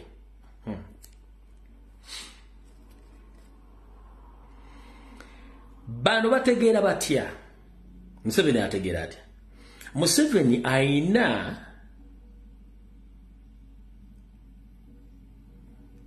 bamuyita Blue ID man go bayita obadoza major oba ali kudalya major ngomeye musajja mugala bamuyita Lukyamuzi. Lukyamuzi ono akola mu State House ku nsonga z'amataka. Lukyamuzi nesimete oli musajja muganda. Lukyamuzi yanoonya buli ttaka lyonna eriri valuable mu Kampala, Mukono, Wakiso, Ntebe, Kayunga, wonna ettaka eriri valuable mu Buganda. Lukyamuzi yanoonya ettaka lino. Era ettaka Museveni lyalina ebitundu 7 ku buli 10. Ndowooza Lukyamuzi ono yabadde alikwasaganya okuzuula bannannyini ttaka, abagulwa ne bagulwa, abagibwawo ne bagibwawo, ebisigadde Katonda n'alaba. Bamuyita Lukyamuzi. Ndoza mu erinnya Lukyamuzi muliwulira. Nsuledi ya mwabali kuno Lukyamuzi erinnya Lukyamuzi erikola mu State House ng'ali ku nsonga za ttaka. Ono yatambuza ensonga z'ettaka lya Museveni, ya finding out bano bafa, bano beetaaga ssente, bano bakola ki. Era okusinzira ku drone zange kyagenza okweteeka okugwa bulungi ng'era Lukyamuzi yali mu ttaka lino ery'okunoonya n'okufuna ebyapa bya wano ebya Owino Market, era nalyo balyeddize. Ne kati nga Museveni talina waagenda kujjawo bantu bano kweddiza ttaka lino, alina kusooka kuba okumako omucomo oba kuba bomu alyoke yeddize ettaka lino erya Owino ery'akatale k'Owino. So ettaka lino oba mwagala oba temwagala okujjako nga mukyusizza ne mwerwanako, Owino Market yandibanga ekoma mu mwaka guno okubeerawo to exist.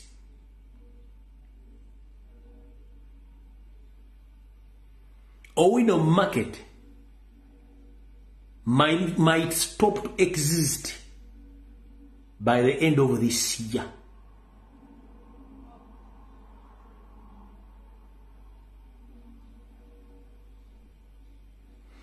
Lwebanajja w'akatale kano oba okkookya oba okkuba bbomu lwenjo bba baani bannannyini aba abayita bannannyini ttaka lino abali mu Royal Family. Ng'effamily eno yaba Ssekabaka, naye amannya gano nkyagakolako further investigations okufindinga out bano balangira ki era baba mu Ssekabaka ki. Kubanga ebyapa ente bakolera ebyapa mu Land Board, mu Ministry of Land basobola okukola ekyapa kyonna, esobola okubeera mu ffenajja ne yeefula nti nze nannyini ettaka lino, ate ne wafubutukayo gurupu eneraga nti ffe rightful owner. Ne mwesanga ate baga nti ate waliyo omusango mu kooti, ate ono simanya awaabira ono ku bintu by'ettaka ly'akatale k'Owino. So ebyo byonna mu bisuubiro biyinza okujja mu maaso ng'efuutuse munaga nti ate kati Lumbu yayogedde ku ttaka lino kitegeeza ettaka lino naffe ffe bannannyini ettaka lino. Kano owulira nga bwe njogera ku bano ate jja fuutuka gurupu ogwe muzannyo gwa Museveni ye gwasinga okumanya. Baguyita buzaabuza ofuge. Kati very soon muyinza okulira nti ate eno family kati nze family gisirikidde ne olunaku lwe banaayo kyakatala akobokka kuba bombo okasendawo lwenjo okujja n'amanya g'abantu bano abeeyita abalangira n'abambejja lwenjo okujja na group zonna zijja kuvaayo bino mujja biraba nkimanyi nti bajja kujja batandika okweggulako emisango egy'ekisiru very soon okusinziira ku instincts ze bajja kujja begguleko emisango egy'ekisiru ku ttaka lino ne the end of the day Museveni ettaka lino agenda ditwala by all means. So whoever doing business in the window market, please look for a new place or stay there. Your business will be banned very soon. Your business will be banned very soon and you lose each and everything. Kwa Museveni akimeti abakolera mu katale akowino abasinga obungi bantu bakusere ate yakookera n'abakusere mu ggwanga agenda kocha ndoza mutegedde details nsigaziza ninda lwe banaakocha bali banajjawo abantu nga bakajjo by force nja kujja ne details nga mazizi kola ko further investigation who ani nemba wadde ko kati gwakolera mu wino information obonji wulidde ekisapu bato jiwulidde mujja kitegeera nga muyina okwerwanako. All right. Awo nawo nvuddewo.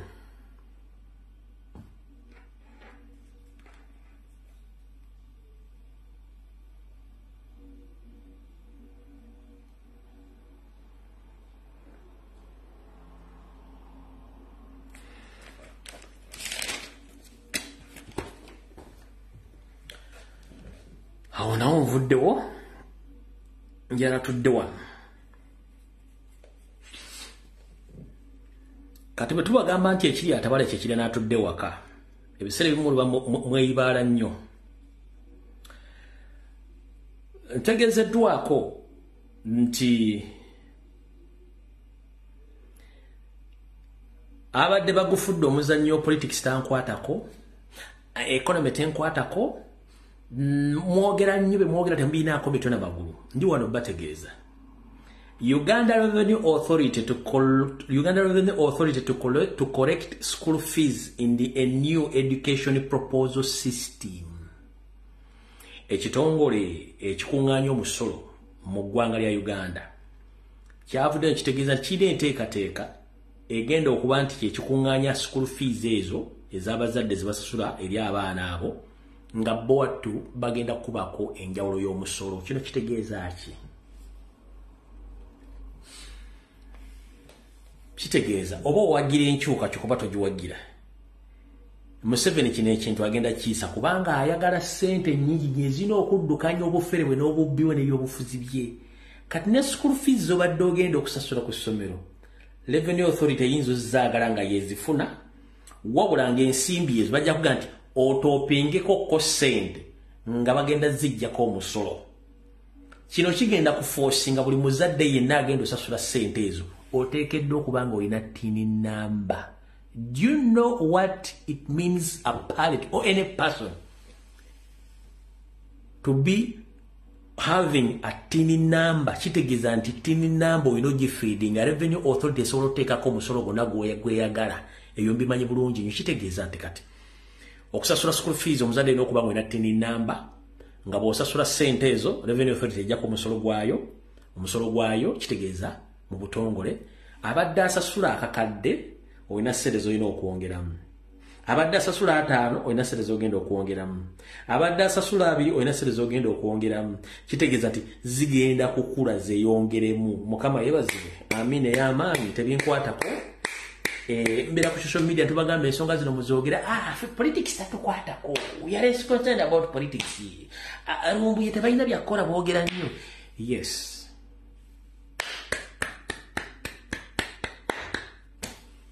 The next is to start oxygen in Uganda. Oxygen bagenda moteekako akapima oxygen. Zo ziri zinabagamba okwepiica ez'okwepiica mu hoteri baziteekako dda buli kubanga omusolo gw'okwepiica mu hoteri guli automatic lwakuba temwagutegera kanguba nnyonnyole kati mutegere bulungi.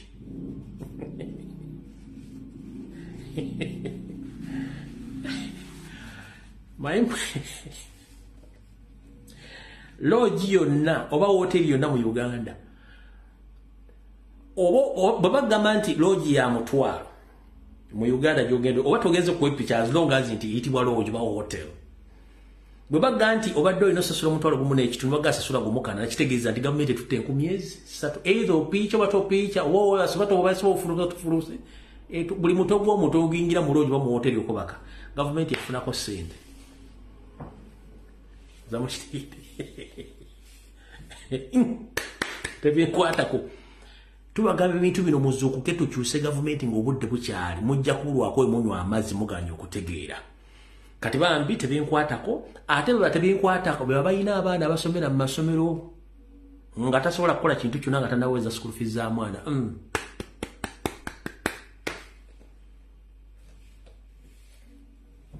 Uganda oseka bw'onyiiga oba onyiiga bw'oseka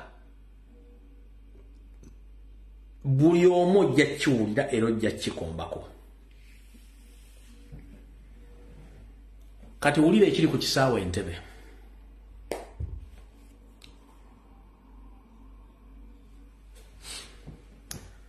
mulimu bannayuganda bakola bizinesi zaabwe nga basuubuzi ne bannayuganda nga bo babulooka mulimu bannayuganda nga nkugambye mulimu bannayuganda nga basuubuzi ne bannayuganda babulooka bali babulooka mwe mulina abatambuza ebinagenda nagula ebintu China n'abireeta kati abantu abadde bakolera mu nsinga Buturuuki badde bakolera mu nsinga United Arab Emirates badde bakolera China nga bagenda ne bagula ebintu ne babireeta ku nnyonyi ne babiwa bakasitoma baabwe kati omanyi kyebali mu bakola ku kisaawe Entebbe kiwulirize bulungi nnyo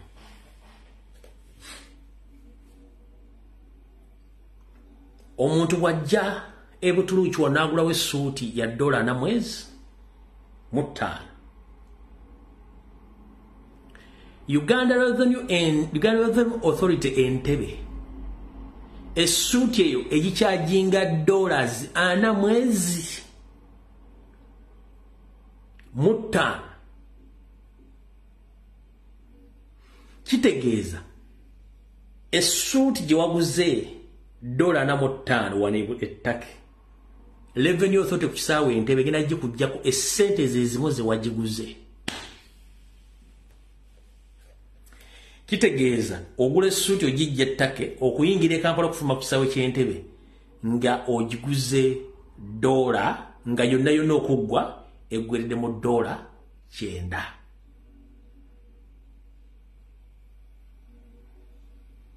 ogenda gitunda ssente mmeka the same applies ku ngatto ku masimu ku biteeteeyi ku buli kago yenna buli item gy'oleeta ssente zaayo ze wagiguze ze ssente ze bagivaluwinga mu kusasula omusolo. Do you copy that?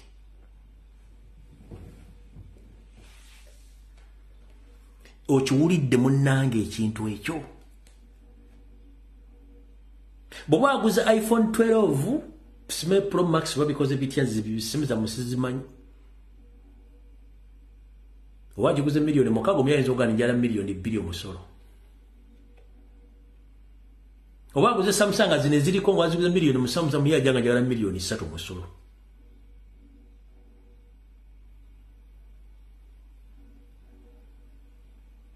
Kati abasuubuzi babadde tebakyagenda nnyo China, Turkey ne Dubai.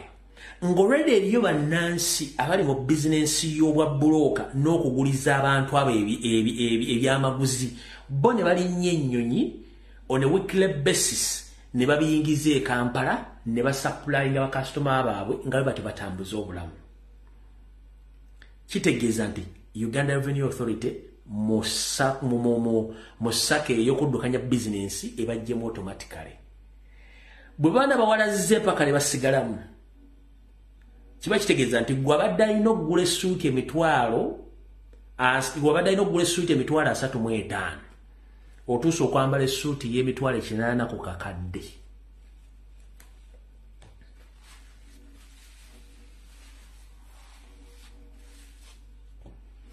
kati ate suuti yo mazo gisasulira $5 wagiguze $5 bwetuuka mu dduuka omusolo gw'enziku najja gwe bayita syphilis basi influence wa influence najja kubanga buli kyoddono kita mu system ne bakusala 18% VAT kale kanti kunnyonnyola kitegeere oguze suuti e China ya $1 na mwezi oba ogiguze mu America oba ogiguze Canada oba ogiguze Europe bo bezira kintu kikubali kiva kuba kiva Turkey kiva Dubai bo kibafa esuuti ogiguze $1 na mwezi n'osasula omusolo gwa $1 na mwezi size ikyenda nti ye n'ovulumula emmotoka n'ojja Kampala n'ogisapulaya n'ogigabayo tiye kati oyino gite bw'ogitunda omusolo gw'enziku najja ifreeze baguyita infreeze tickets may infreeze whatever it is ze guyita musolo gwa nziku naye bw'olumala ogitunda n'oyino giteeka mu system n'akusala 18% omusolo double taxation kati kitegeeza bano automatically bajjamu abantu abadde bakola business eyowa broker n'okutambuza emigugu n'okusuubula okwetoola ensi zonna babajjamu automatically abantu bano balina family abantu bano basasula emisolo abantu bano batambulira ku looni era basinga ebintu byokufuna sente zidukanya business ezo ogenda balekawa ekyongo kitadde ku bbali arrogance eri ku kisaawe Entebbe ey'Omunyarwanda ng'atunulidde passport y'omuntu mulimu Nakyejwe Nakubulwa asooka nakweka ba face wawulira erinnya Nakubulwa Nakyejwe naye kabaka face n'abantu bafuuyidde ng'awulidde erinnya Nakubulwa oba Mukasanga yali mu business y'okutambuza awulira kimulumyo nenga oli mukozi wa Revenue Authority alina okukuwa service n'osasula n'erinnya lyokka awulira n'obujiji oku abayita ku kisaawe Entebbe munjulire owayo passport ngumulinyiga olina n'akaba face n'omugamba onyiiga ki ng'olabye erinnya ebintu bino tubibagamba ne mulowooza ng'ebintu by'okusaaga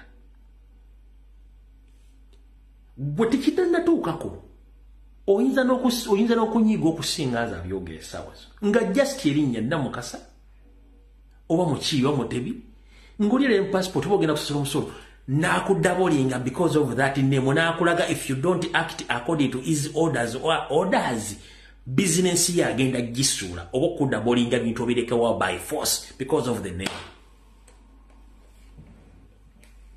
Lwabogo yabaga nti Abaganda very clever, they are good in business. We've tried to force them to get out of business, but you know they are strong enough, they can survive anyhow.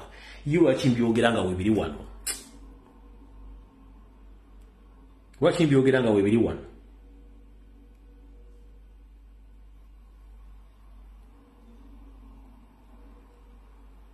Mmwe bakujjukiza nnyo kuwa bujulizi na kubaleetera bintu mbitegere bulungi nnyo.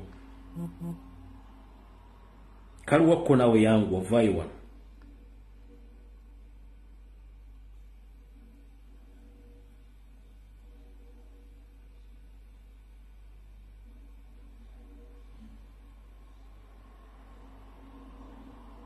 Aliwo wano Lwabogo.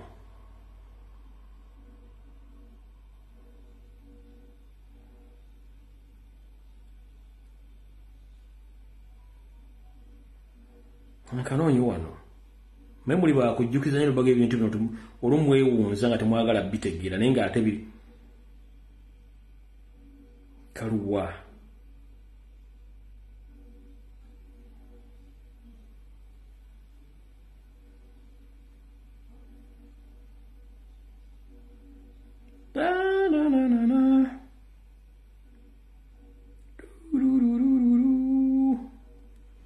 Kitegeeza mbange ndagenda mu kabox wansi je kali nkanoonya. Alright, mpemo dakiika mmalo kanoonya wano mu videos. Mmalo kanoonya bansobola okukafuna wano.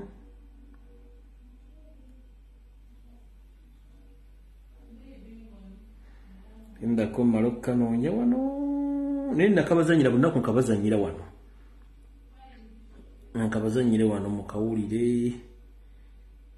Nesi kalabwana tunakajjemu ndowooza nakadeletinze if I'm not mistaken. Kaluwa kali eno munindeko wano nkabazanyire mukategeere. Pemba sikalinaamu ne mukamanyi bulungi mbadde nga nkabazanyira ebbanga lyonna mukategeere kiki mugenda okufeesinga musigale nga mwebase mujja tegeere ensi gye mulimu nti si yammwe mulina giri wano dda mugiwamba abasajja bagiwamba dakaakano saagala kwemenya kaako the Muganda be after spending 35 years in the power 100%, 99% of the power should be from one region. The wealth should be from one region. The rest should be either puppets or employees. And at the best, they would better be slaves. That is the new Uganda we need. We need a dynasty, a very serious dynasty. I know His Excellency doesn't like these things, these ideologies. Doesn't want these ideologies, but I'm not alone with such an ideology. We are going to seize education and health completely. We become part of it. Then we end up in agriculture and the Premier's office. We control the refugees and all of those. Then we extend beyond all boundaries and make sure that we are the people in charge of each and every aspect. Then we go to the private enterprises. Uganda are very sharp people. They're very good businessmen. They can survive even with the smallest amount of money. That is their talent. We are not there. So let them do the donkey work. We do the prince's job. Let us be the kings. Our children will be the prince, the princess, and the princesses. Then let the rest be the subjects. I'm talking about business. The subject.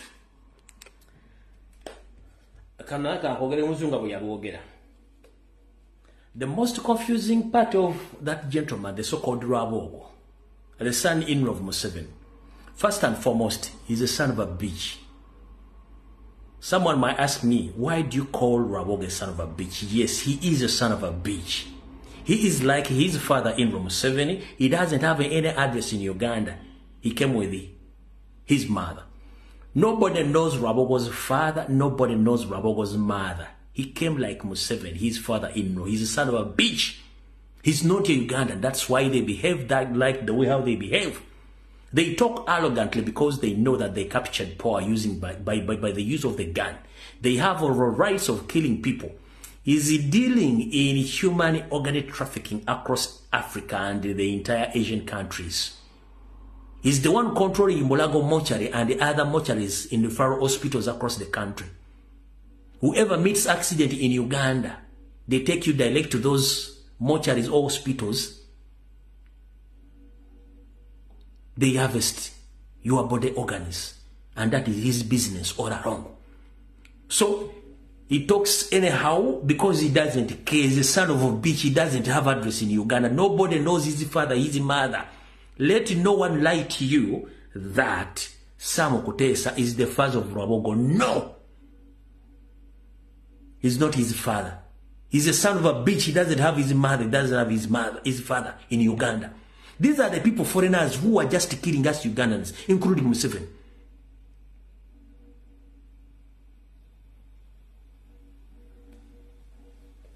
That's why I call him a night dancer. Because night dancers, they eat dead bodies. So if you say that he's a well-educated man, but he's behaving like a night dancer,